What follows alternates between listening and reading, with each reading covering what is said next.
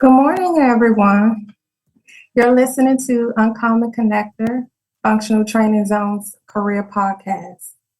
I am Kia B, along with FTZ's Vice President and my co-host, Arnaldo Medina, on She's the Boss Radio Network, making uncommon career connections more practical to you.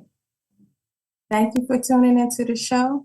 We have some really great information to share with you all. So we want to make sure to let you know that you have to listen all the way through because you really don't want to miss anything.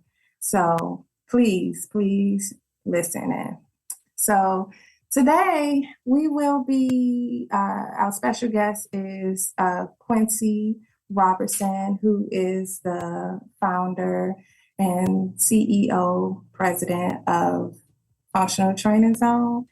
And we just want to get a gauge of what Functional Training Zone is, why he started it, and everything. So you will be getting some hands-on, first-hand knowledge about the reason why he established the vision for Functional Training Zone, and just getting a little bit of background about him. So please know that we will be discussing a little bit about his experience in the physical security arena, but more so just learning about him and his position at Functional Training Zone. So we want to go ahead and jump into this.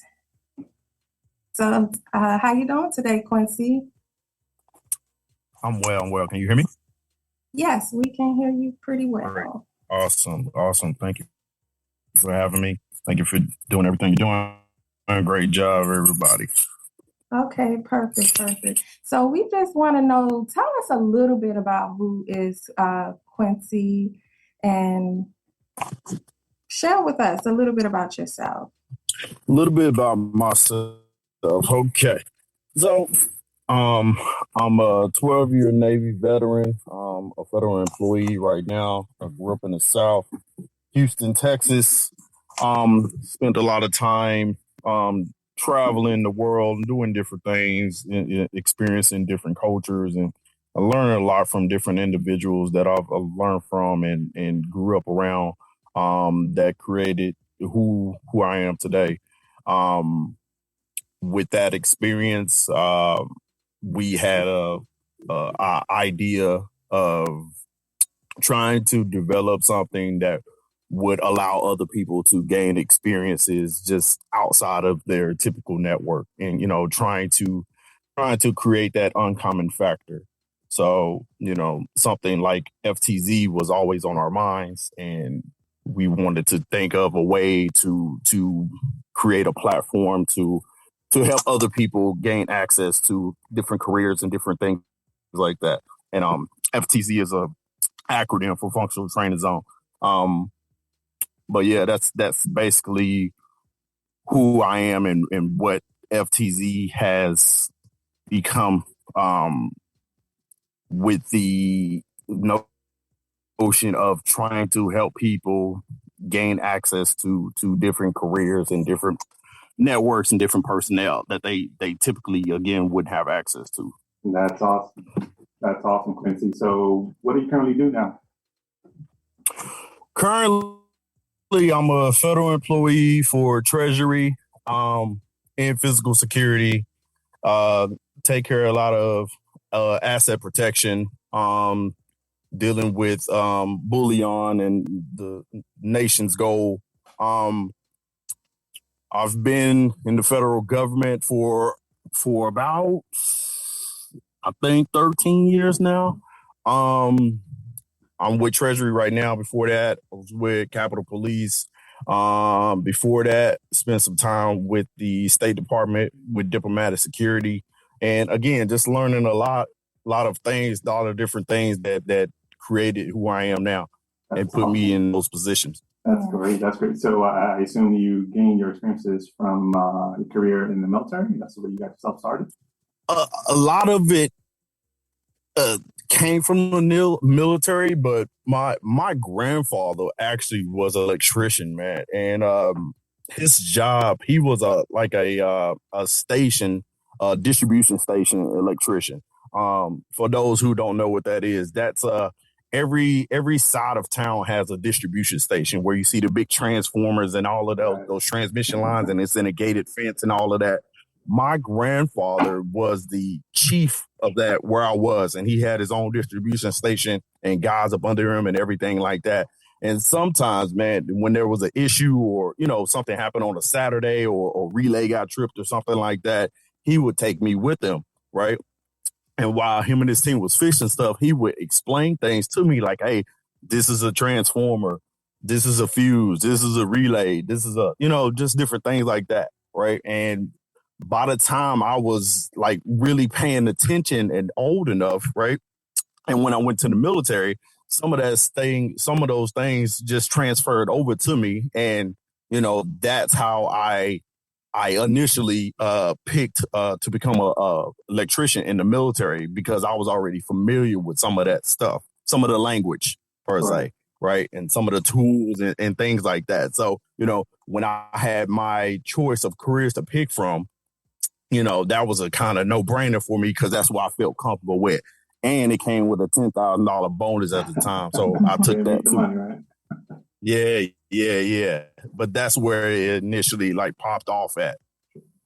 That's awesome. Yeah. So when you came out of the military, what was your end goal? Or what was your beginning? Where did your beginning start after you came out of the military? Well, so my into my military was very untimely, and it wasn't planned at all. What happened to me was I was wounded. I got hurt over in Africa, and I was medically discharged. And when I got hurt, I was actually in Somalia, and I got medevac to this called Landstuhl, Germany, where I had like this emergency surgery and stuff like that. And then next thing you know, I woke up and I was in Bethesda, Maryland, in the hospital over there.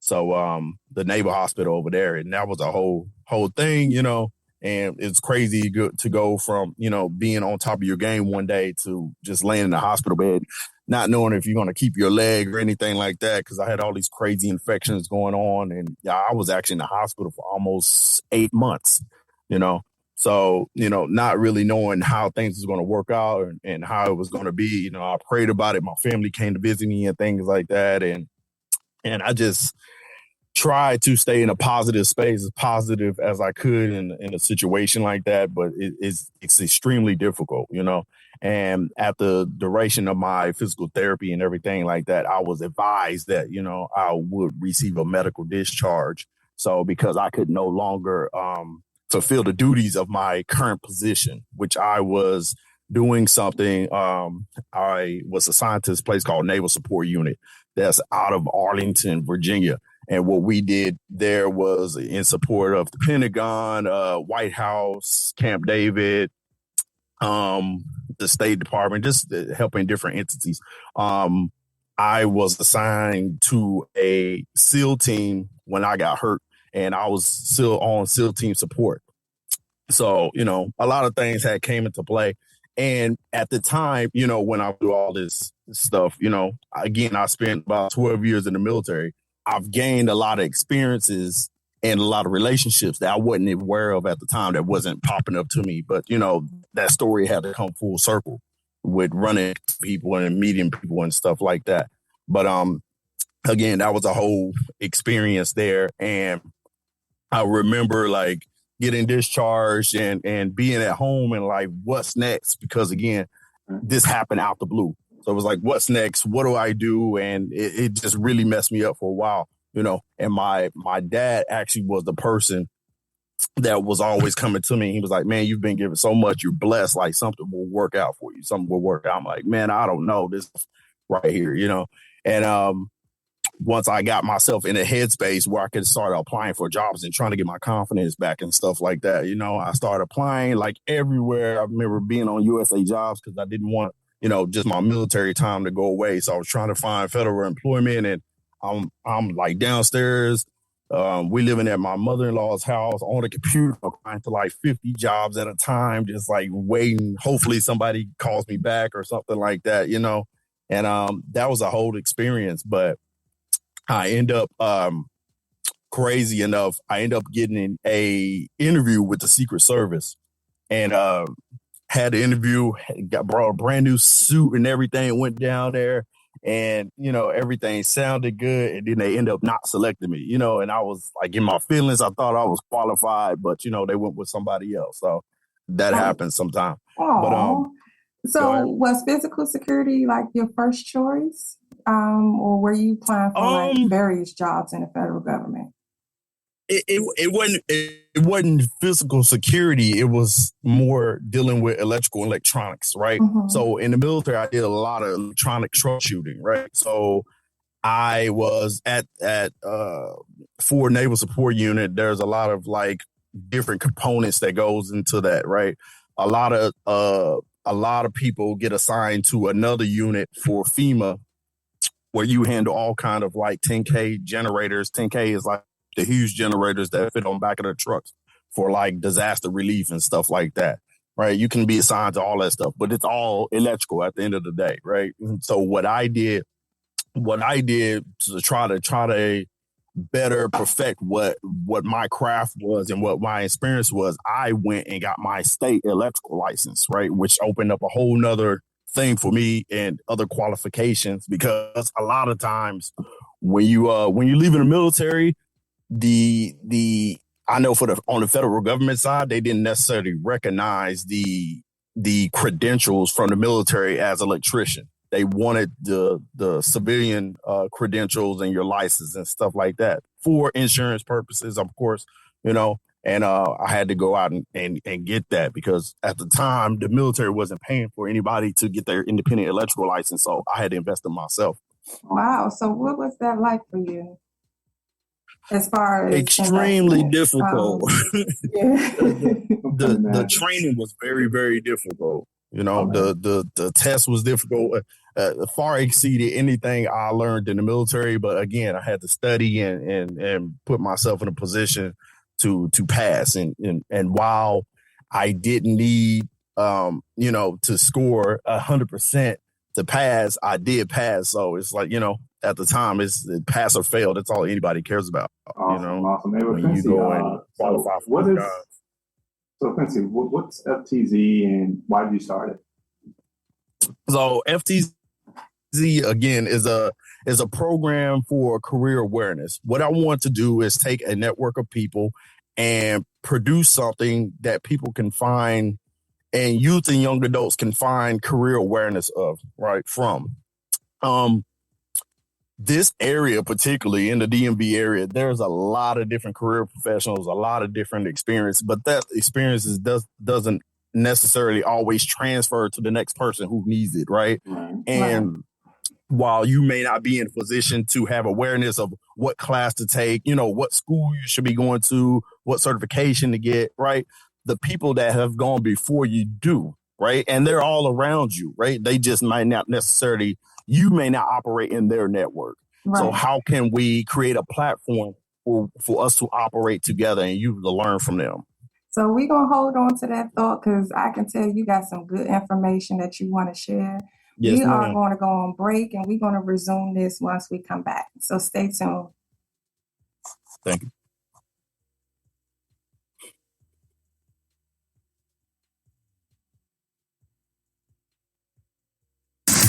We don't break the laws. We just make up our own. The internet's best choice for music. She's the boss. Radio Network. Professionals, that's priceless. Functional Training Zone. It's career awareness you can't get in the classroom. Become a trainer. Make a difference.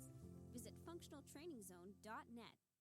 Hey, I'm Jenny James for Neatly Done Carpet Cleaner. You've probably been home a lot more. Maybe you have kids like me who spill all the time, and you've noticed that your carpet's not looking so good.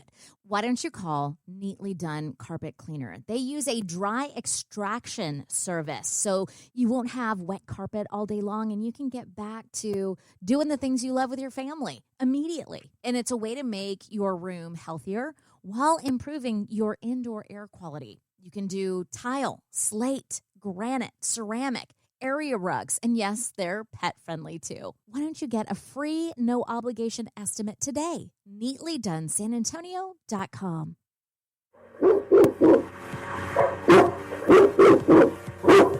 Yeah, that's the sound of today's business community.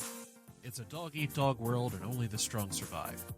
The challenge is navigating the ever-changing business environment to put your business in the forefront. So how does your business keep up with the changes? That's where She's the Boss Network comes in. She's the Boss Network is an internet media network that's been helping businesses like yours get the exposure that you're looking for at reasonable cost by way of radio and video. They'll help you stay successful by navigating change and seeing the big picture. After She's the Boss Network analyzes your business and marketing strategies, you'll start to see a media presence like you've never seen in your business before. And She's the Boss Network doesn't stop there. They use their findings to create a practical plan of action, a plan that will get your business from where you are to where you need to be.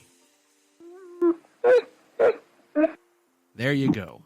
Lock those dogs up for good by giving She's the Boss Network a call at 866-494-5945, extension 101, or by checking their website at she'sthebossradio.com. Again, that's 866-494-5945, extension 101, or she'sthebossradio.com.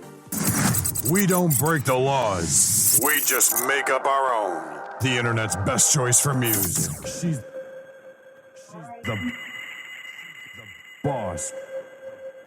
Radio Network. Welcome back to Uncommon Connector, and we are currently speaking with the FTZ's president and CEO, Quincy Robertson. So Quincy, finish telling us a little bit about your target audience for FTZ. Yeah, absolutely. So the objective of FTZ is to try to influence the youth and young adults who are coming up behind us, right? Who are seeking information about different careers that they don't necessarily typically have access to. So we want to focus on that high school student, that college student that's taking an accounting class and hasn't actually met an accountant or spoke with an accountant yet, right? Somebody that's taking an engineering class but hasn't necessarily sat with an engineer to learn and know what a typical workday for an engineer looks like, right? So, and again, trying to help people balance the school versus reality and what it actually looks like and what it actually takes, right? A lot of people that are functioning and collaborating with functional training zone are experienced career professional, either at the department head level or at a very senior level, right? So they're able to transfer a level of knowledge to you that's typically not found in any kind of classroom, any environment, right? Because these people have actually done the job and they have something to share with you that can help you pivot in the right direction. Excellent, Quincy. So what do you expect participants to gain from FTC and their respective training? Say again? What do you expect from the candidates or to gain? What do you expect people to gain from FTC as far as being a member, participant? Got you. So what we want to be sure that students gain out of our classes are we definitely want to cover the education requirements needed in any career field. Like, what are the minimum education requirements needed for you to even gain access to this field, for you to even sit at the table and possibly get an interview, right? We want to talk about salary ranges, right? Because for some reason that subject is always taboo. People are always scared or nervous to ask, like, hey, like, I'm expecting this salary. What's the typical salary range? I know even for me in my office, like, people don't like to talk about salary ranges. When there's a set salary range budget, that's out there that they know that they're willing to pay you, right? So what can they gain out of, sharing that salary range with you, and what can you gain, right? Because your salary versus my salary, that's somebody that's been in this career field, is going to be at two different levels. But we want you to go into it with an informed decision, right? And an informed way of thinking when you ask for these salary ranges, right? The next thing we want to do is cover what kind of collateral duties are required for somebody that works in this position that your supervisor may be looking at for you to do. Me, myself, I'm a core contracting officer for the federal government, right? So my job is to look at different proposals and from solicitations that we put out for different things like that. That's one of my collateral duties, right? An excellent skill set to have. Yeah. And while it's not my main function, that job alone can stand up on its own, be its own entity, right? And that's extremely important. The next thing we want to talk about, like, and from your personal experiences, what are the pros and cons around working in this career field? Like, what have you gained out of it that you can say, hey, like, this is a benefit of working in this career field, but I don't like this. I always give, example of a guy who makes a lot of money or a lady who makes a lot of money. Hey, I make a lot of money, but I'm never at home. Like, people need to understand that, right? Yeah. Somebody who doesn't make a lot of money, somebody who makes $20,000 or $30,000 a year, but guess what? I'm always home every day to get my kids off the bus, right? Mhm. We need to understand those contrasts and what those positions requirements are, right? And along with just wrapping up a class with your own personal testimony, how you got from point A to point B, like what qualifies you to even be talking to me, or what qualifies you to work in this field. Because people need to know your personal story in order for them to want to interact with you, right? Yes, definitely serves as inspiration for some. Yeah, absolutely. So, we felt like the combination of those things would be very influential to somebody for them to gain the knowledge at a minimum level, for them to gain the knowledge to start and know where to go. Right. So, young people, they really want to know, what's the salary first coming in?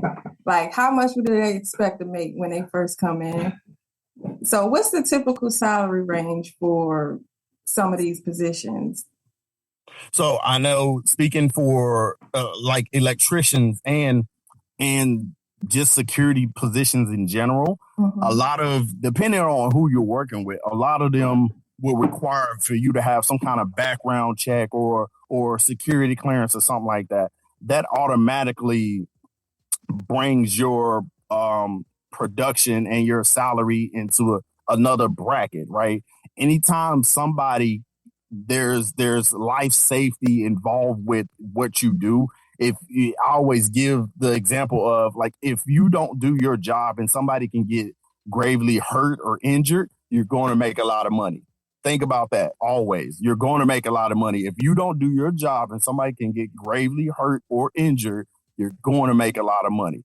So, take that perspective and run with it. But a salary range, depending on what you're doing, can range in physical security, can range anywhere between 60,000 and 160,000. It just depends on what atmosphere that you're operating in, your clearance level, and the other things that you're responsible for, via contracts or via security assessments and all these other things that you can independently get into that are collateral duties of physical security. That's what's up. So you talked a little bit about work-life balance and it being important when making a decision about careers and everything. So do you feel that this position and the security arena is a balance between the both? Right now, yes. Was it 15 years ago? Not so much, right? Security is evolving to a more IT platform, right? You have to have some sort of IT awareness in order to integrate these systems, right?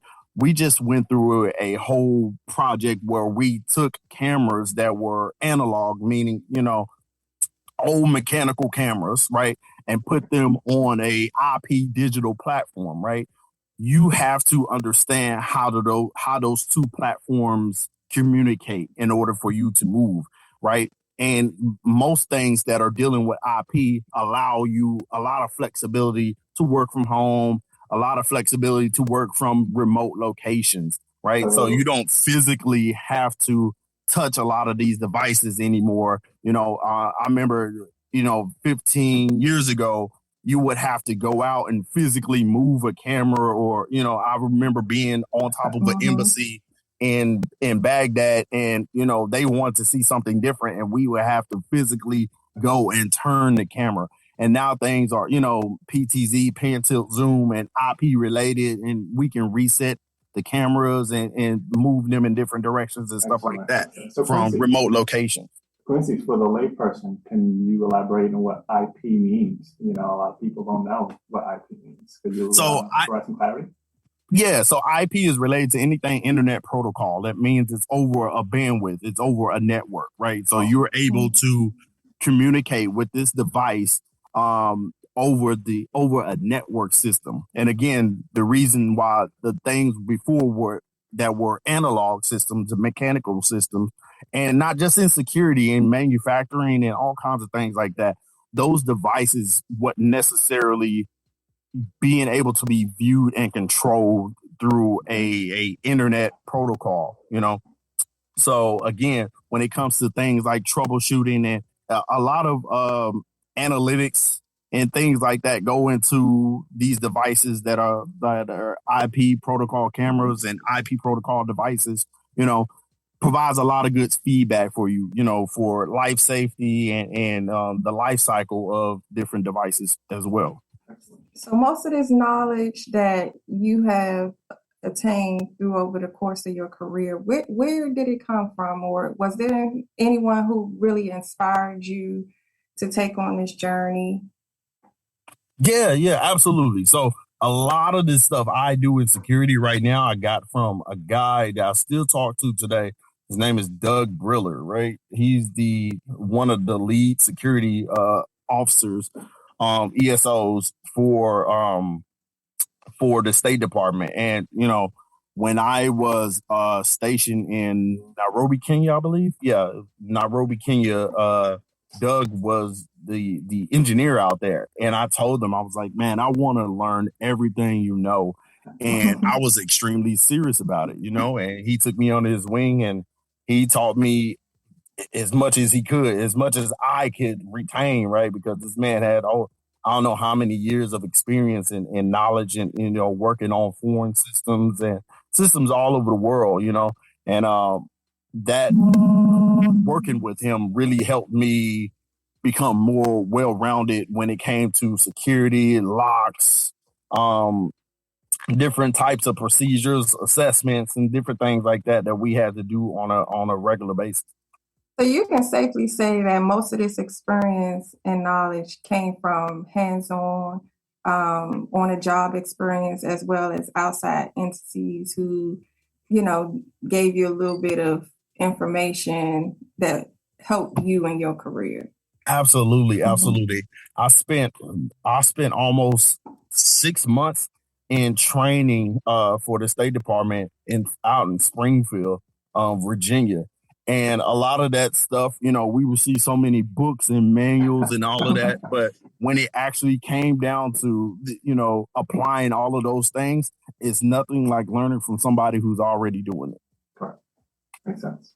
That makes a lot of sense, because the best experience is to get that hands-on experience, because you can go through school and you can learn a lot of different things, and you don't want to just say, okay, I learned this from a textbook.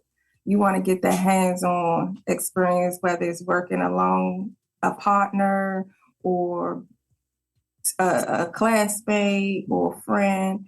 So being as though you and Nando both came from the same background, how has your relationship friendship, working relationship with Arnaldo helped you to be where you are today? Well, I think when he did work for the government, we got hired around the same time, roughly, and then we just instantly, started to communicate about how we could help each other become successful in that department, in that field, right? And Right. it allowed us to build a relationship, Right. because again, we were feeding off each other. All right, so I want you to hold on to that thought, Quincy, because we're going to go on break, and I want you to continue that conversation that you're having with us. So hang tight, stay tuned. We'll be right back.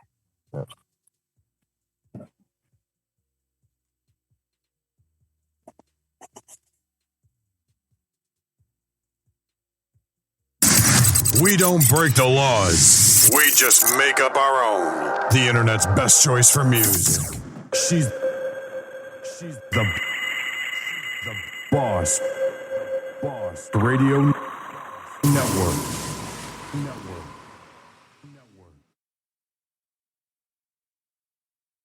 Information is power. Learning from active professionals? That's priceless.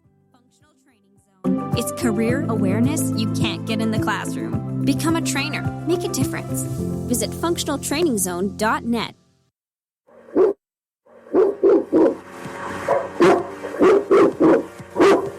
Yeah, that's the sound of today's business community.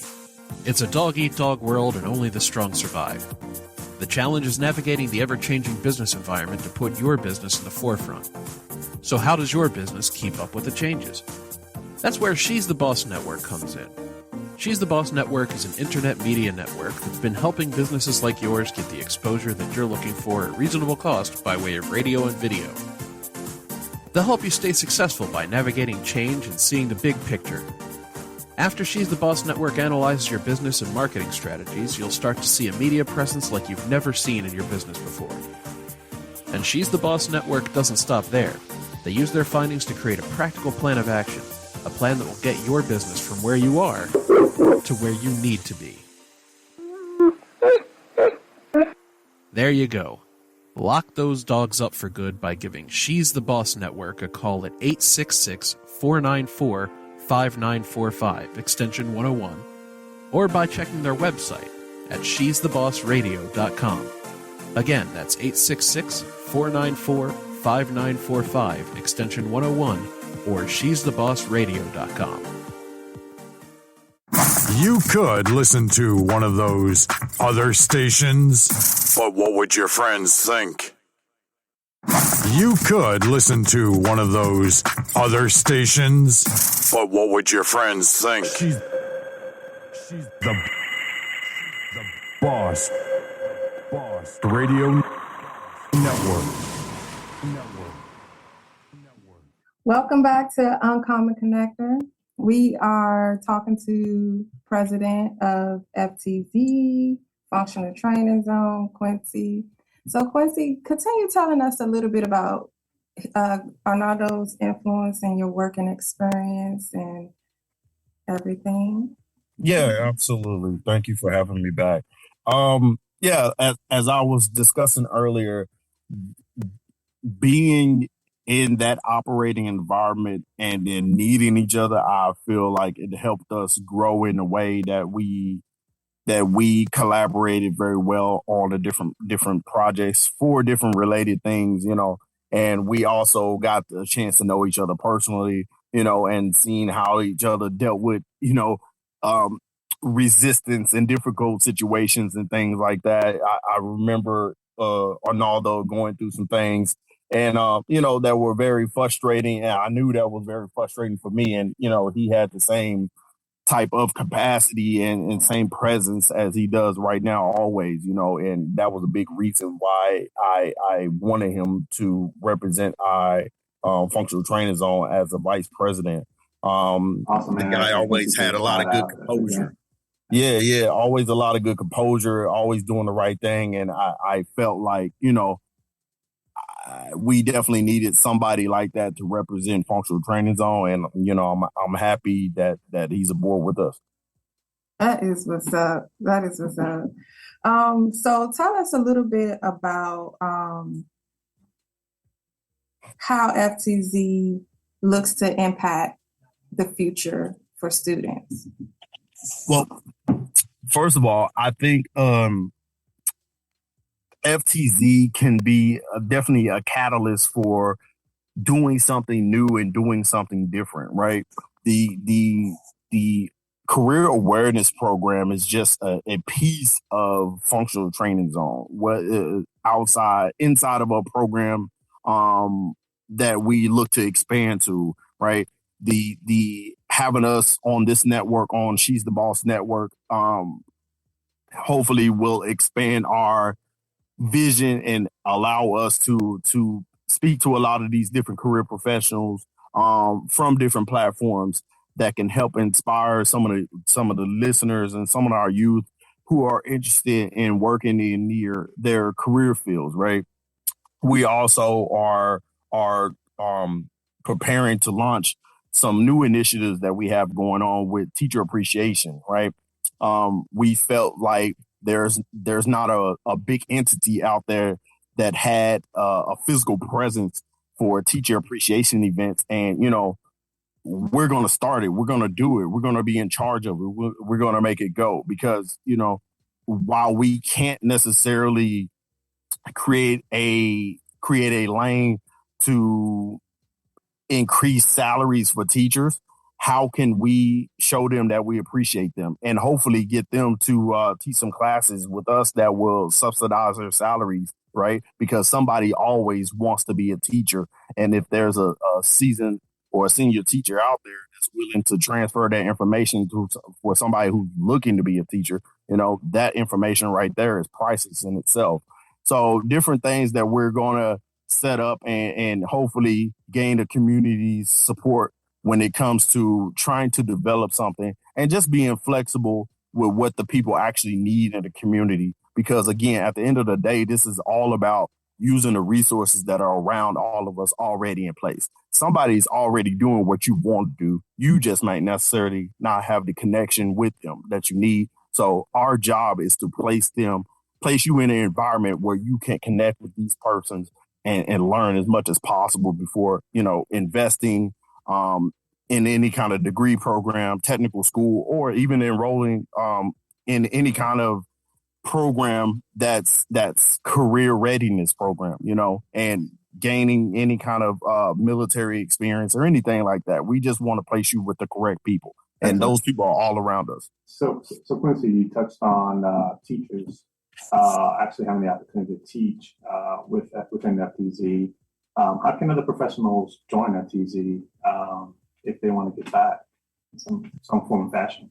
Yeah, absolutely. If you go onto our webpage right now, there's a Join Us page. You hit the button, you fill out all the documents. It's submitted to us. It's submitted to our consult. And someone will follow up with you and basically go over what do you want to do as far as being a career instructor with Functional Training Zone. What do you want to do? What do you want to teach? What's your passion? What's your career field? And how do you want to help people and relay that information to young people? If you're a student, you can do the same thing. Go onto our website and fill out the course registration form. And that registration form will go over what do you want to do if you ever had a job, if you ever had a